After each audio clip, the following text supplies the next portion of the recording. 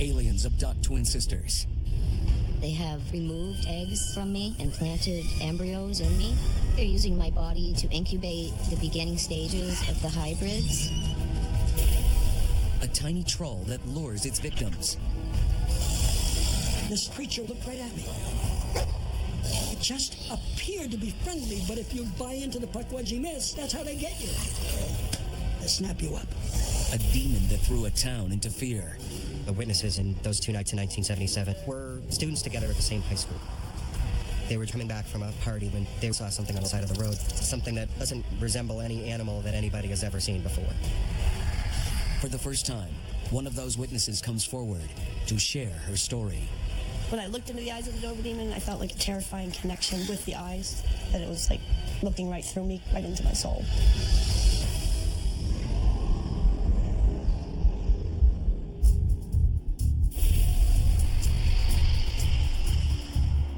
In Massachusetts, just 20 miles inland from Plymouth Rock, lays a massive, impenetrable bog. The Hockomock Swamp. 16,000 acres of marshland, defying attempts to build there, harboring mysteries. In the original Native American language, it means an evil, hellish place. Even the Native Americans told the first white settlers to be cautious in the swamp, that it is a very special, mysterious, and dangerous place. Not 500 yards from where we're sitting, that looks like primordial soup.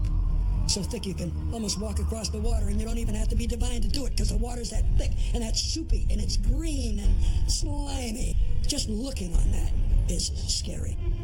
And for unlucky wanderers in the swamp, one particular fiend remains a vicious threat.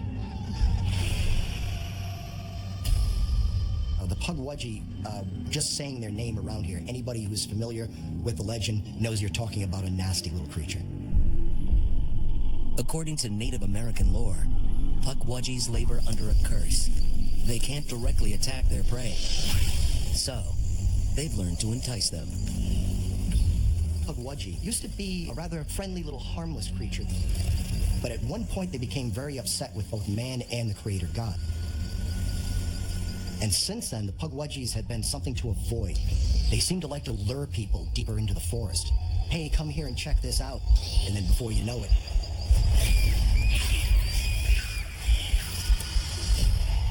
I've never heard of anyone having a friendly encounter with a Pukwudgie.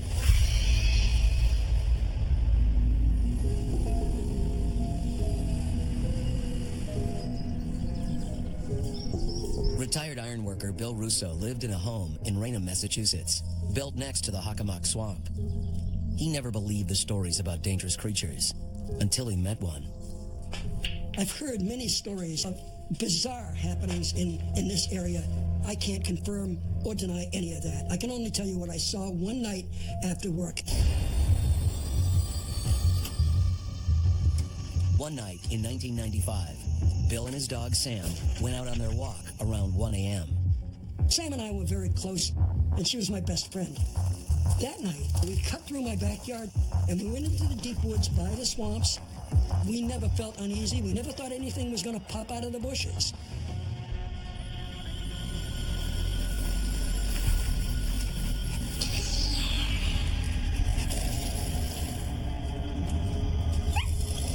And suddenly Sam started pulling at the leash, trying to get home quickly, trying to run home. I said, Sam, what's the matter? Sam, what's the matter? She just kind of cried, quivering. She was frightened. And Sam was not a dog that frightened easily. Something was scaring her. And then I began to hear something. It was faint at first. Here. Here. Joe! He went Joe! And I heard this bizarre talk, but I didn't see anything.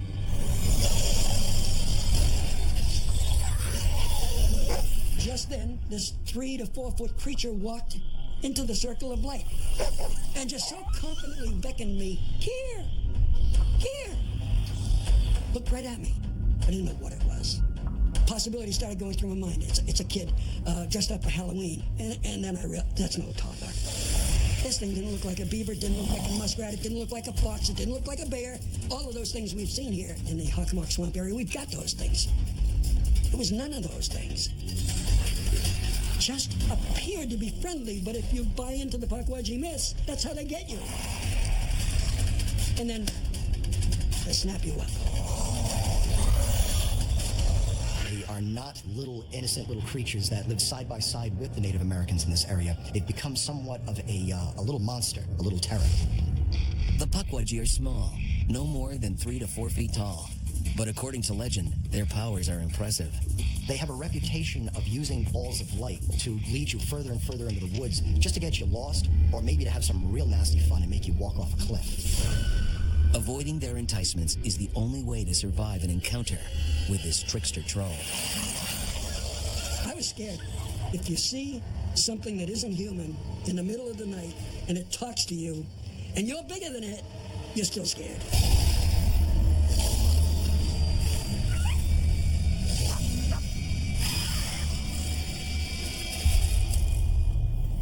We just made a big circle around it, and we didn't look back. My father's never been one to be into like ghosts or anything like that, ever. So it was definitely a weird experience hearing him talk about this thing that he saw. He was pretty shooken up about it.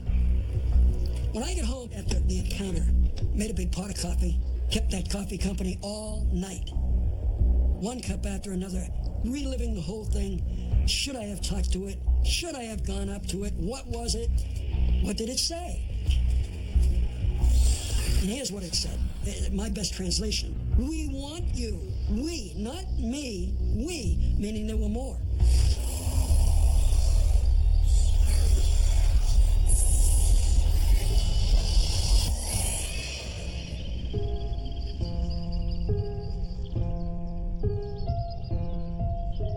Bill has come to believe he narrowly avoided his own death that night. There is something out in that swamp. We live in an area that used to be all swamp, and it's being filled in, and at some point, they're going to shrink it down to nothing, and things are going to come out. I'm not sure many people, even locals who hunt or fish, would really want to go venture in too far and find out exactly what is out there and why. Andrew Lake should know. He thinks he encountered the same creature Bill Russo met. And Andrew may have managed to come away with photographic evidence. Little did I know that I would find out the reason why there were so many spirits on the property.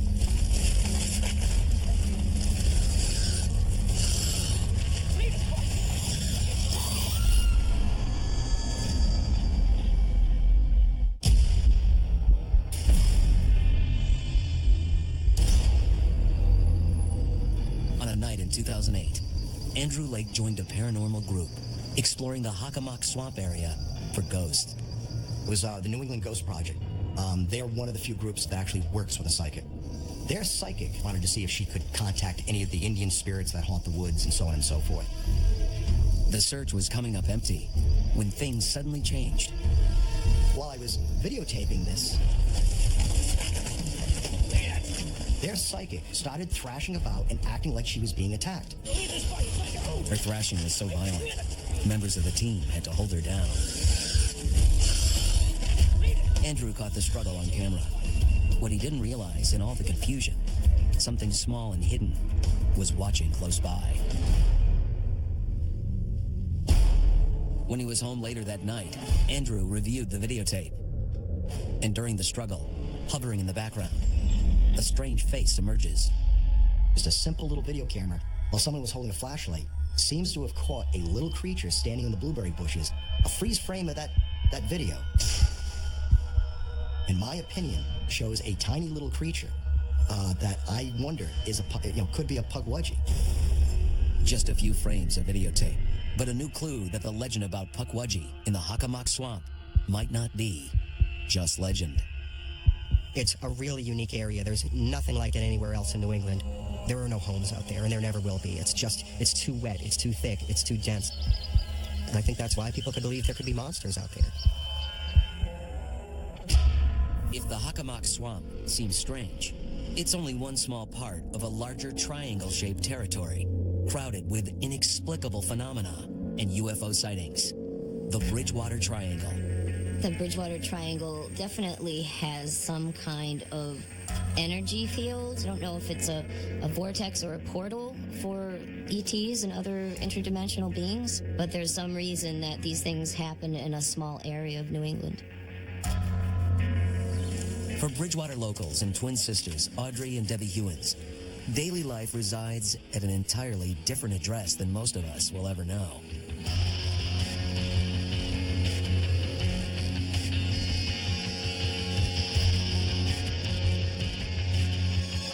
I've always wondered all my life why this would happen to me and my sister. I have no idea why. I mean, it could be random. We could have been prepared for this previous to being here. We moved from Ohio, being innocent children. We moved into the Bridgewater Triangle, and we went down the wrong path. When they were small children, Debbie and Audrey's father moved their family to Bridgewater, Massachusetts, because, he said, God told him to. What happened to the twins once they arrived set their lives on a collision course with visitors from another world. My sister and I shared a bedroom. I remember begging her, stay up, stay awake, they're gonna come. I thought this happened to everyone. But as we got older and we were able to communicate what was going on, we would be told that they're not real, they don't exist, it must be just a dream.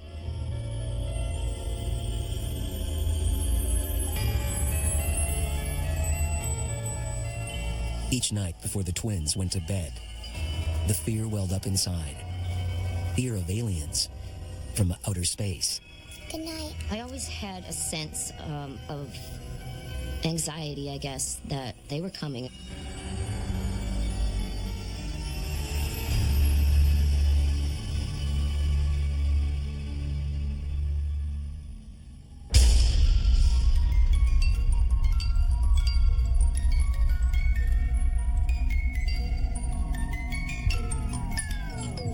And then I would start to hear this steady hum, and it kind of gets louder and softer, and it just keeps humming.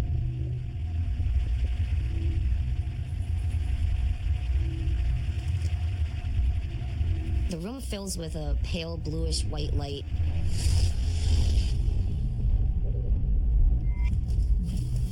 We'd see shadows coming as the light started to envelop the room, and we realized that it wasn't our parents. They're very frightening. They would hit you with this vibrating paralysis, and then they would elevate you off the bed. You don't even feel like yourself, and there is no control. They can bring you through the window, through the door, or through the ceiling. I don't know how they do it, just to be able to pass through solid objects. I don't know. It's very weird. My body the whole time was vibrating. I saw a craft above my home and was brought to it slowly.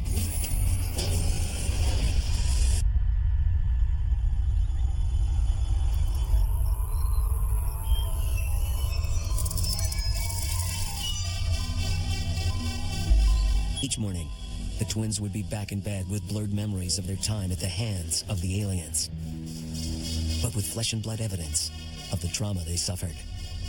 I could always see the physical toll it was taking on them. Every couple of months, they'd have some kind of new scrape or bang or cut or slice or mark.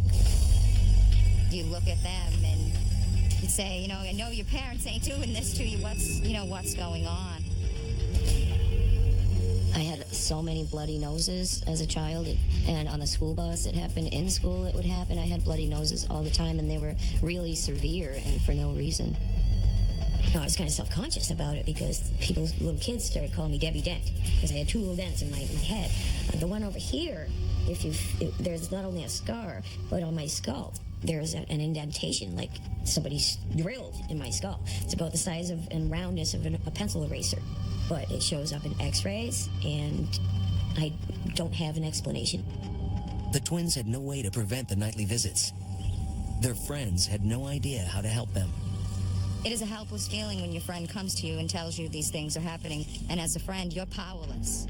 You can love her, you can hug her, but you can't take it away. Their childhood encounters with the aliens were terrifying. As adults, it would get much worse. I actually woke up in the middle of the reproductive procedure. I've never been more scared. That was the worst thing that's ever happened to me.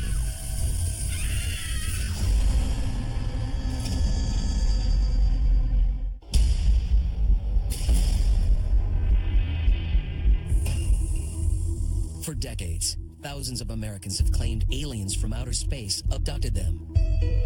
Most report enduring a forced medical examination. Often, it's focused on sex and the reproductive system. The majority experiences the event alone. With Audrey and Debbie Hewins, it was different. The twins were often abducted together. Back on Earth, getting their parents to understand was a different story. Both my sister and I had journals, and we, do stories about what we remembered and pictures of these beings. And, my mom found the journals one day and, oh, wow, they've got active imaginations. This is amazing. And she would read them and see the pictures. So my mom would go through my diary and see this and really wonder, what's wrong with my child? My father, when we talked about it, he was very scared. He's very grounded, he never wanted to talk about it. It was taboo.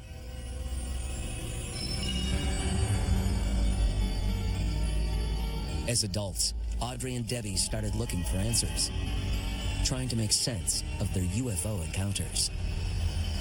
Audrey and Debbie contacted me through my UFO website. They were afraid, they were frightened, and they were looking for help.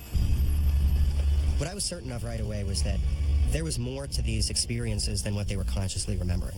And it might be possible to unlock some memories of these events. Regression hypnosis is a really controversial procedure.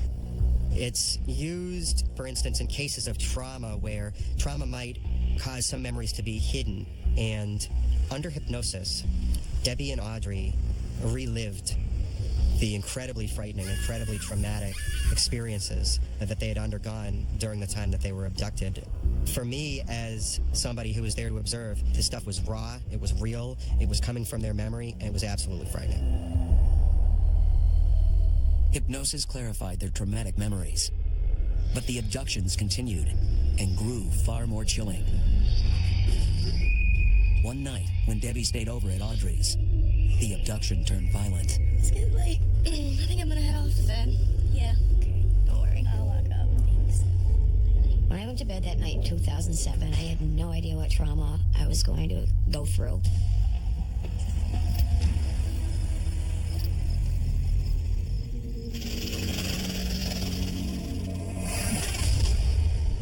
I woke up to a pressure on the top of my head. I'm laying on my back. I thought I was going to get killed. I thought it was going to kill me. It was that aggressive. The only thing that went through my mind was, my sister's going to go to jail for murder. My neck's broken in her other room. And then, like that, it must have blacked me out.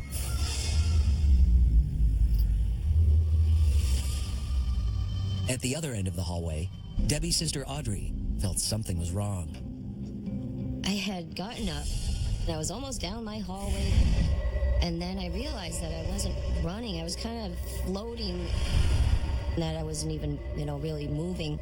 The appearance of my home melted away. I realized that I was in a craft again.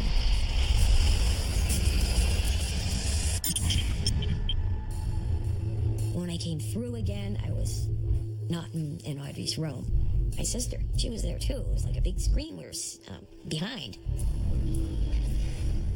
Debbie came in, and they put her next to me behind the screen. I heard some noises. There was some light that went over us. They were doing some kind of x-ray or something.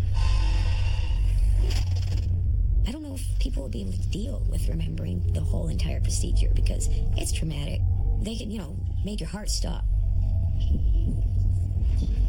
They can control our body movements. And soon, the twins would know what the aliens intended to do with their bodies.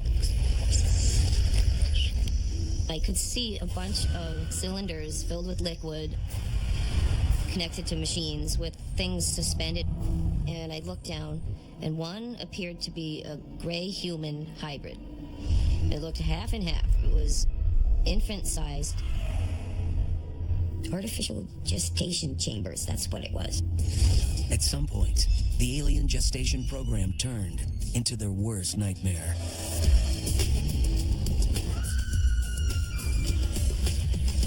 I was on a table in one of the rooms where they do the reproductive procedures. I actually woke up in the middle of whatever they were doing, so I actually felt a scraping where my ovary would be. Panicking, I'm in pain. I've never been more scared. That was the worst thing that's ever happened to me.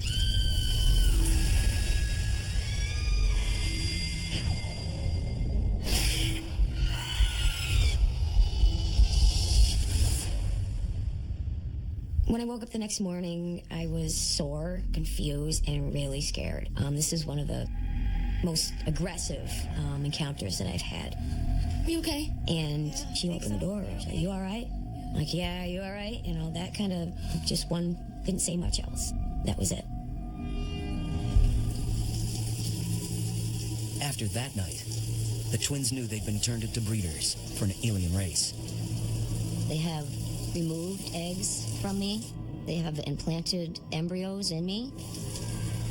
They've caused so much damage that doctors have said it's unexplained scarring. They can't figure out why. They're using my body to incubate the beginning stages of the hybrids.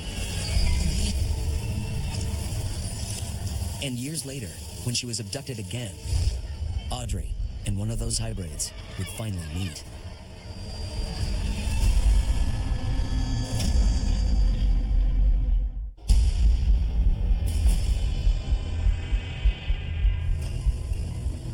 Growing up in Massachusetts' Bridgewater Triangle, twin sisters Audrey and Debbie Hewins claim that aliens frequently abducted them. In their late 20s, the twins realized their bodies were being used as surrogate hosts to make alien hybrids. Accounts of reproductive hybrid activities are a new trend in abduction stories. Audrey Hewins has never had a child, at least a human one on Earth. She thinks she may have met one of her hybrid children on an alien ship. I was on a table in one of the rooms where they do the procedures, and I actually woke up in a room where I was suspended in a gel-like liquid, and it was kind of like a cocoon, except I could see out. When I looked out of the cocoon, there was a small child, probably about 4 or 5. Was in a blue dress with white lace, and it was like a 1800s style clothing. She was definitely a hybrid. She had a very large head with little sprigs of hair coming out, but mostly bald and really big eyes. She looked half human and half gray. And she looked at me, and she was definitely someone I had a connection with. And there was just some kind of, I know you. We just had that bond. It was strange. I definitely felt like I had either a relationship with her or she was mine.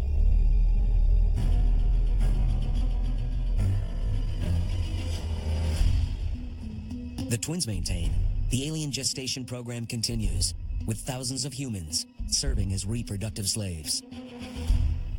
They've been doing it through family lines for many generations. I don't know if they're creating a different human, If they're trying to make a new species, or if they're supplanting the human race, or just introduce their genes into our bloodlines. I don't know. I wish I had the answers. It gets pretty creepy. Over time, the twins have met hundreds of others who've suffered similar forms of extraterrestrial torture. And it's not just women, they're using men too. Except obviously not impregnating men, but removing the, the material that they need.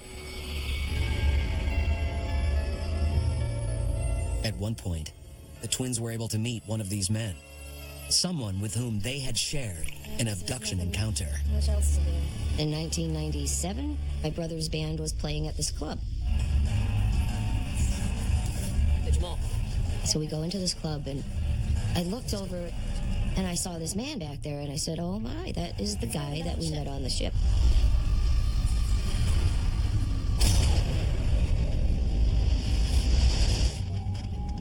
One time I was taken aboard by a gray, put into a room with my sister. We were both sitting in a small rounded room, and the door opened, and another couple of grays came in with this man.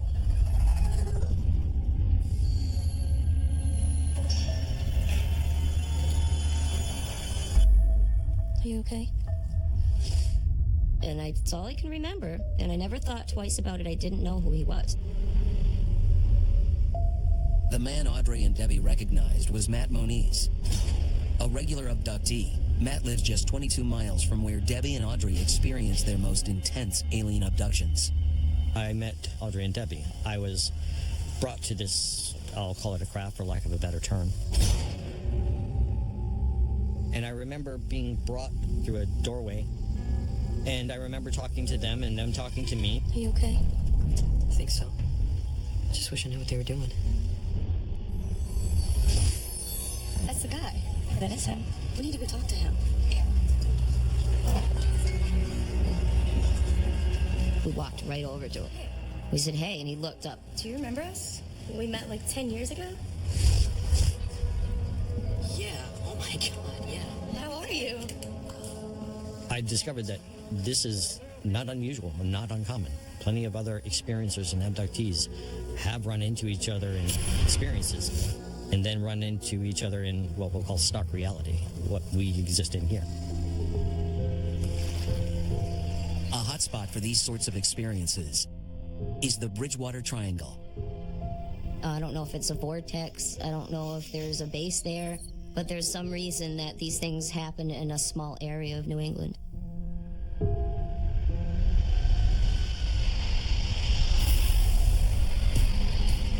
Just a few miles north of the triangle's borders, an entirely different sort of monstrous creature appeared, then vanished as quickly as it arrived. It's left a trail of questions ever since.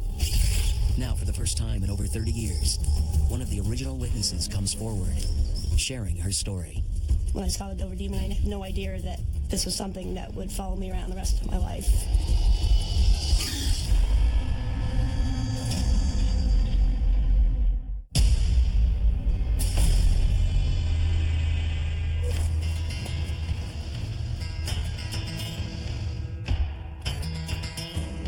Just 20 miles outside of Boston, the sleepy town of Dover, Massachusetts. Driving through Dover, it's not hard to understand how people could believe that there would be some kind of a monster there. At twilight, Dover does have kind of a creepy feeling. As far as anyone knew, Dover wasn't the kind of place invaded by otherworldly creatures. At least it wasn't until 1977. The nights of April 21st and April 22nd, 1977 were absolutely bizarre for the town of Dover. Nights the likes of which the town had never seen before and probably will never see again. My husband at the time was police chief in Dover. He had to interview a whole bunch of people that had come in and wanted to hunt this Dover demon and want gun permits. All of the witnesses were frightened. I think it really shook them to the core. April 1977. 3 separate sightings over 2 nights, each one along Dover's dark wooded roads. You're not gonna believe what I just saw last night. What is that? I saw this 2 nights ago. That doesn't look right. All 3 witnesses were teenagers attending the local high school. Each of them saw something they couldn't explain. Something so bizarre, they felt compelled to capture it in quickly drawn sketches. No way, I've seen this. When did you see this? This doesn't make sense. This is weird. I don't.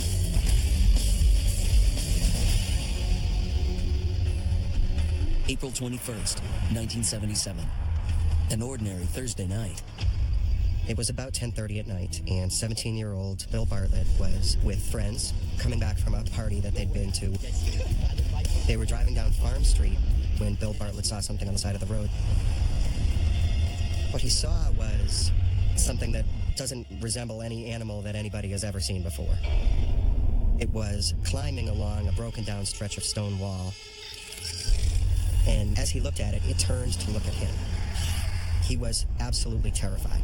Its head was about the same size as its body. It was really huge. It had no visible mouth, no nose, no ears, but it had 2 huge eyes, glowing orange. They were round, and Bill said they looked just like glass marbles. His friends were engaged in conversation. They didn't see it. He traveled down the road and stopped the car and told his friends what he had seen. Did you guys just see that? Dude, there was just something right there. Oh, heck, it was cute. Let's go check it out. Let's go back over there. They all wanted to go back and see if they could see it for themselves, so they turned around and they drove back to the place where he'd seen the thing. And they were too afraid to get out of the car. They didn't see it again. Dude, I'm getting out of here. He only saw it for about 6 seconds, but he later said, that moment when your eyes meet, that's something that you don't forget. If Bill Bartlett thought it might have been a mirage or a hallucination, by the next day in school, his doubts disappeared. No way, I've seen this. When did you see this? He learned that a classmate, John Baxter, was out that night as well. And less than a mile away, he too saw the monster. John Baxter had an encounter with what became known as the Dover Demon only a couple of hours after Bill Bartlett had had his encounter.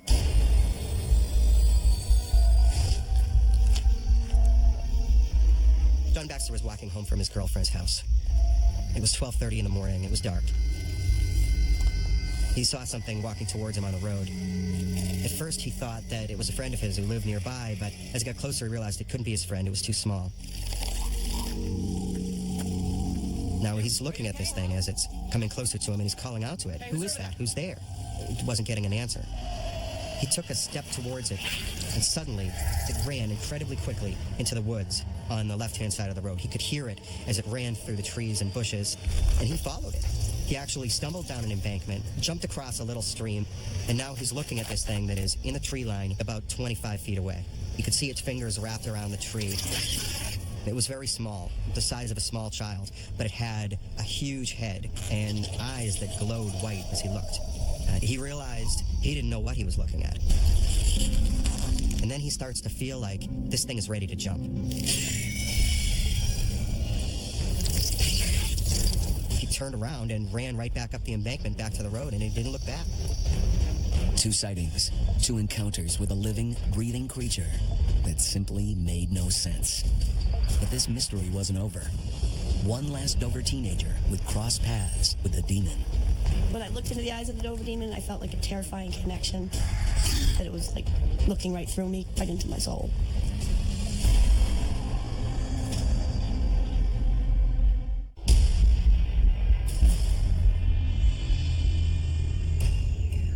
The sightings remain one of the most intriguing in the annals of American monsters. For 2 nights in April 1977, in sleepy Dover, Massachusetts, 3 residents had frightening encounters, one after the other, with the mysterious creature. John Baxter was the second resident to come face to face with the Dover Demon. He became very frightened. What is this thing? He's thinking, what could this be? Maybe it's a monkey or... And then he starts to feel like this thing is ready to jump. This thing is maybe planning its next move.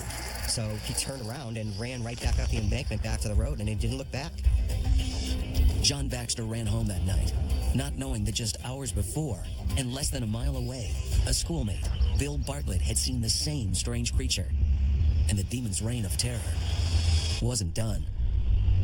Less than 24 hours later, 15-year-old Abby Brabham and her boyfriend were on one of Dover's wooded roads.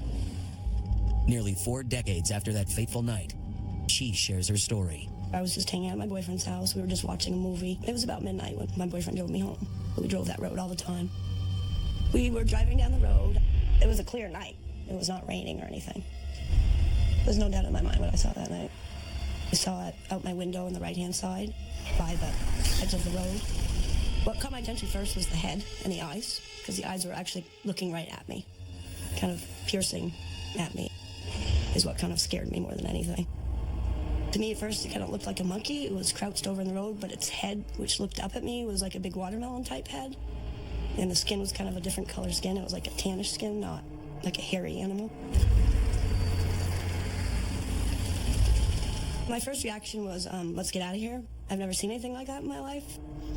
My boyfriend got a quick glimpse of it. He did see the unusual head and the eyes that I saw, but he did not, obviously because he was driving, get as close a look as I did at it. 3 separate sightings. 3 very similar descriptions of a mysterious creature, neither human nor animal. Once word leaked out, the tiny New England town went wild with speculation and fear. There was a lot of hysteria in the town for a little while there. People were like thinking they were going to go kill it. The town's hysteria was enhanced when Bill Bartlett, John Baxter, and Abby Brabham each drew pictures of the creature they saw. No way, I've seen this. When did you see this?